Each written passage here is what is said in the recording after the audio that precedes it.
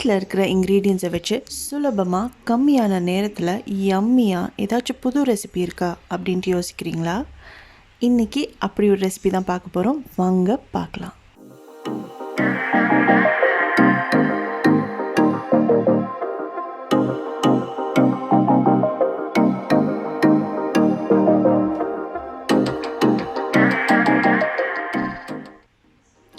இந்த காண்ட்வி செய்கிறதுக்கு ஒரு கிண்ணத்தில் 1 கப் தயிர், 1 கப் தண்ணி சேர்த்து நல்லா கலந்துக்கோங்க.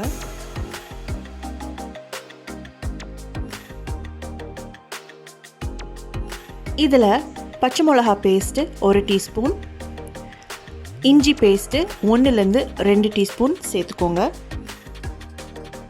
1/2 டீஸ்பூன் லெமன் ஜூஸ், 1 சிட்டிகை மஞ்சள் தூள், 1 சிட்டிகை பெருங்காயத்தூள், தேவையான அளவு உப்பு, இதெல்லாம் சேர்த்து நல்லா கலந்துக்கோங்க. இதில் 1 கப் ஜலிச்ச கடலை மாவு சேர்த்துக்கோங்க.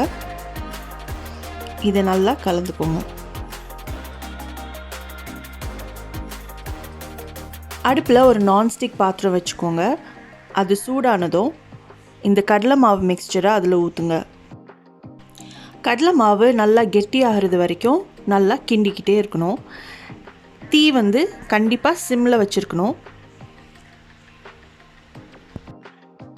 இந்த கடலை மாவு மிக்ஸ்சரை நீங்கள் குக்கரில் கூட வேக வைக்கலாம். ஒரு 2லேருந்து 3 விசில் வச்சு.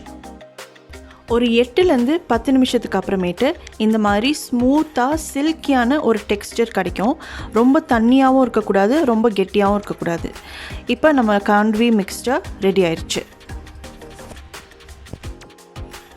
அடுப்பை ஆஃப் பண்ணிவிட்டு இந்த பாத்திரத்தை அடுப்புக்கு மேலேயே வச்சுக்கோங்க. மூடி வச்சுருங்க. அப்போ தான் சூடு அப்படியே இருக்கும், ஆறக்கூடாது. இது இந்த மாதிரி அகலமான ஸ்டீல் பிளேட் இல்லை ஸ்டீல் ட்ரே வச்சுக்கோங்க. நிறைய காண்ட்வி செய்கிறீங்கன்னா ஒரு 4 பிளேட்டு ரெடியாக வச்சுக்கோங்க அடுப்புக்கு பக்கத்தில். இப்போ ஒரு பெரிய ஸ்பூன் காண்ட்வி மிக்ஸ்சரை பிளேட்டில் ஊற்றி தோசை கரண்டி வச்சு இல்லை சப்பாத்தி கரண்டி வச்சு இந்த மாதிரி தோசை சைஸுக்கு நம்ம விரிக்கணும். மெலிசாக விரிக்கணும். ஒரு சைடு விரிச்ச அப்புறமேட்டு இன்னொரு பிளேட் இல்லைன்னா அதே பிளேட்டை திருப்பி போட்டு நீங்கள் விரிக்கலாம்.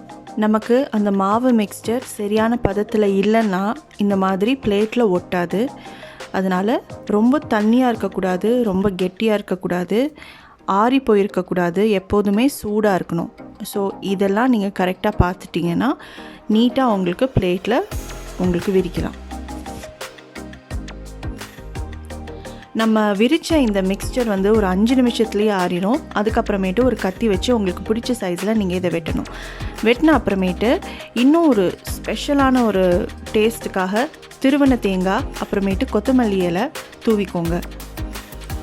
தூவின அப்புறமேட்டு ரோல் பண்ண வேண்டியது தான்.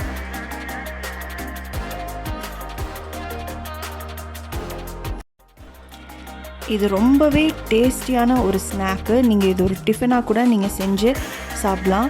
இதுக்கு சைட் டிஷ் தேவையே இல்லை. அப்படியும் உங்களுக்கு வேணும்னா தேங்காய் சட்னி இல்லை தக்காளி சட்னி இல்லைனா நம்ம ஊர் ஸ்டைலில் தக்காளி தொக்கு கூட சூப்பராக இருக்கும். இதுக்கு கடைசியாக எண்ணெயில் கடுகு கருவேப்பிலை போட்டு தாளித்து அதுக்கு மேலே ஊற்றணும். இந்த வீடியோ உங்களுக்கு பிடிச்சிருந்துச்சுன்னா லைக், காமெண்ட், ஷேர் பண்ணுங்கள்.